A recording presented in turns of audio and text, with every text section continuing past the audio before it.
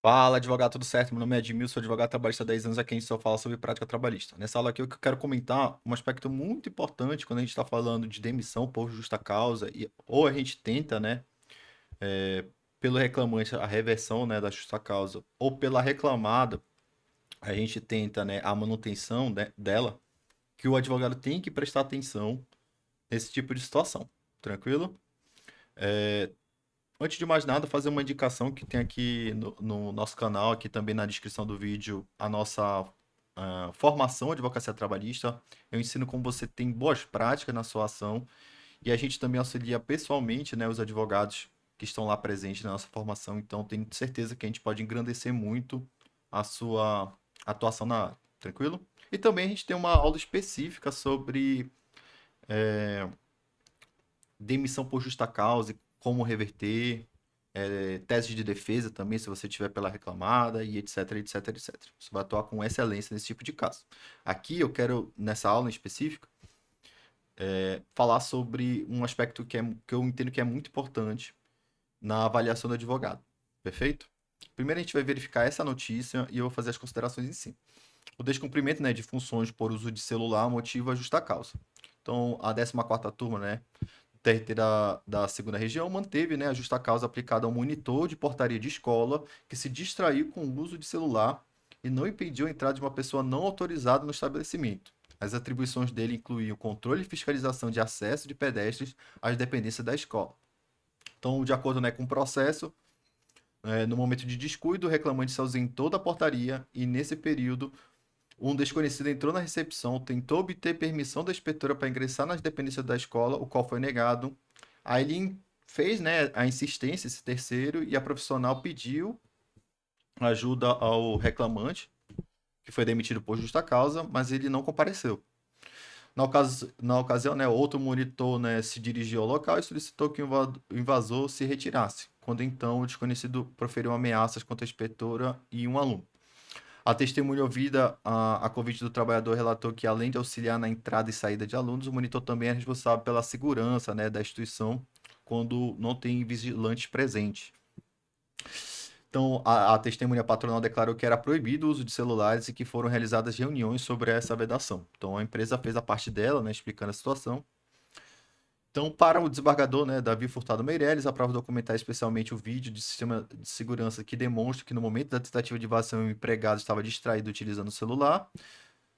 Na decisão, o magistrado pontuou que o argumento do homem de que estaria, né, organizando o fluxo de veículos no estacionamento não se sustenta. Ele estava mexendo no celular, no final das contas. O jogador também considerou, né, que a ação tardia do reclamante diante da tentativa de entrada de um indivíduo visivelmente alterado às dependências de uma instituição de ensino frequentada por crianças e adolescentes por motivo de distração, pôs em risco, né, a integridade física dos alunos e colaboradores, configurando falta grave que justifica a aplicação da penalidade máxima. Ainda tem, né, acrescentou que o monitor já havia sido, né, advertido por faltas similares, concluindo não haver motivos pela reversão da modalidade de dispensa. Primeiro aqui, eu acho que o aspecto mais importante é que já teve, né, punições anteriores. Mas mesmo assim, eu acho que ainda seria cabível a demissão por justa causa. E esse vem o ponto mais importante dessa situação.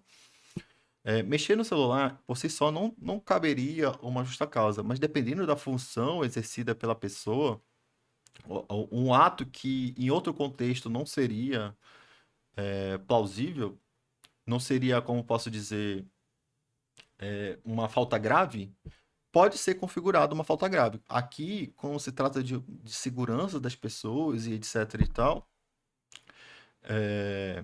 a ausência dele lá, prestando serviço porque estava distraído no celular, é um risco muito enorme para a situação que foi gerada, em razão dele estar mexendo no celular, distraído e etc. Eu tenho outro exemplo que eu acho que é muito interessante. Imagine que faltar ao trabalho é, pode ser uma falta média ou leve, mas é uma falta, né? A gente pode entender que dependendo do contexto não gera nenhum tipo de justa causa, porque a gente tem a gradação, né, da punição. Mas imagine a seguinte situação: o cara ele é motorista de ônibus e ele decide no meio do transporte que ele vai descer e ir embora. Você percebe aí que aí diretamente essa falta do reclamante, do empregado, é uma falta gravíssima que cabe a justa causa. E eu entendo que aqui caberia a mesma coisa nessa situação. Como a gente está falando de acesso de pessoas, de segurança de crianças e adolescentes, ter definições bem diretas de que ele faz esse controle de acesso. Então, assim, está mais que claro a aplicação da justa causa nesse caso.